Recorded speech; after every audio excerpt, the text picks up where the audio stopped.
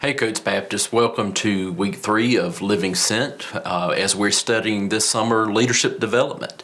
And so far we have looked at counting the cost and pipelines that produce, but this week we want to dive into the leadership roles of elders and deacons.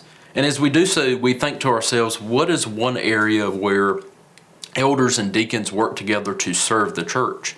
And one area that comes to mind is preaching. That may not come to mind at first or for everyone, but in fact, elders and deacons work together for the ministry of preaching when it comes to the elders' ministry.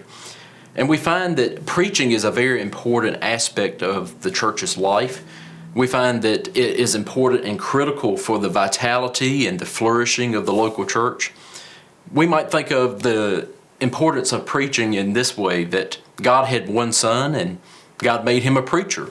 In fact, Jesus was more than just a preacher. He was a preacher who trained other preachers. So much so is the importance of preaching for the local church that when we come to the book of Acts, as we read about the early church, that we find that 1 out of every 5 verses of the book of Acts deals with a sermon that is being preached. So we see this role of preaching in the early church. We see elders and deacons come along later on in the New Testament and in Acts. And we see that this role comes about, these roles of leadership come about early on in the book of Acts. And we find that these deacons, this prototype of a deacon in Acts chapter 6, comes along to help the apostles functioning as elders of the church in preaching, in their preaching ministry. We find that these issues were arising in the church that the elders could not address and have time enough to prepare and to pray and to prepare their sermons and preach their sermons. So they call on the congregation in Acts chapter 6, and they say this. They say, "Therefore, brothers, pick out from among you 7 men of good repute, full of the Spirit and of wisdom, whom we will appoint to this duty.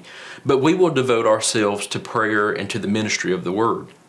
So as we think about our modern context and we think about elders and deacons and even the congregation, how do these 3 entities work together in the church and work together for the preaching ministry of the church? Well, first, let's think of elders.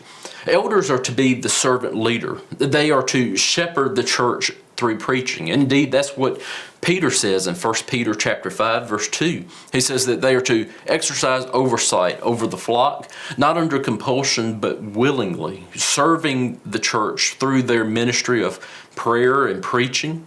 And so they do that primarily by study and by prayer, these aspects of sermon preparation that go on behind the scenes. And so as we think about elders, there are 2 ditches that oftentimes elders can run off into. There's the elder who fails to count the cost, who does not think much about the time of preparation for preaching. He does not think much about prayer, and he fails to count the cost and needs to be encouraged to push in, to lean into prayer and study and sermon prep and even sermon preaching. Then there are those, on the other hand, who become so entrenched in their prayer and their sermon preparation and even the preaching ministry that they neglect the flock, that they no longer smell like the sheep. So we find that the Lord has instituted the office of deacon to come alongside the elders, to assist them, that they would be lead servants, those who would help the elders attend to the local church needs, whether they be physical needs or spiritual needs, to assist the elders, as the elders need time to be able to not only minister to the congregation, but to minister to the congregation in preaching and in prayer, to do those acts that go on behind the scenes.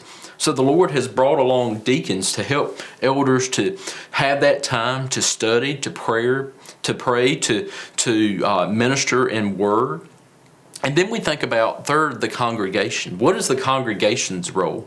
Well, first of all, the congregation needs to value these men, these elders and deacons in high regard. That, as Acts chapter 3 says, that they are to be men of good repute, that they are to be men who are outstanding in their field, that they are lead and exemplary disciples that the congregation can follow.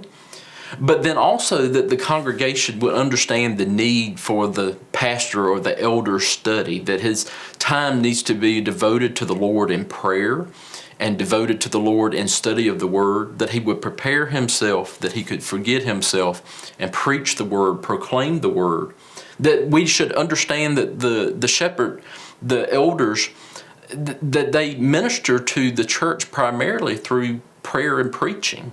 And they need time to do that. And so we need to understand that they need that time. So we understand the role of the deacon to come alongside them, and that we would support both the elders and the deacons. And then we might even do something like invite a plurality of elders to preach, that we would hear the Word of God proclaimed from several different viewpoints, that we would hear the Word of God proclaimed fully and in its fullness, not only in good preparation, but in totality, that we would hear it from different views and different perspectives, and that all of the congregation would be ministered to.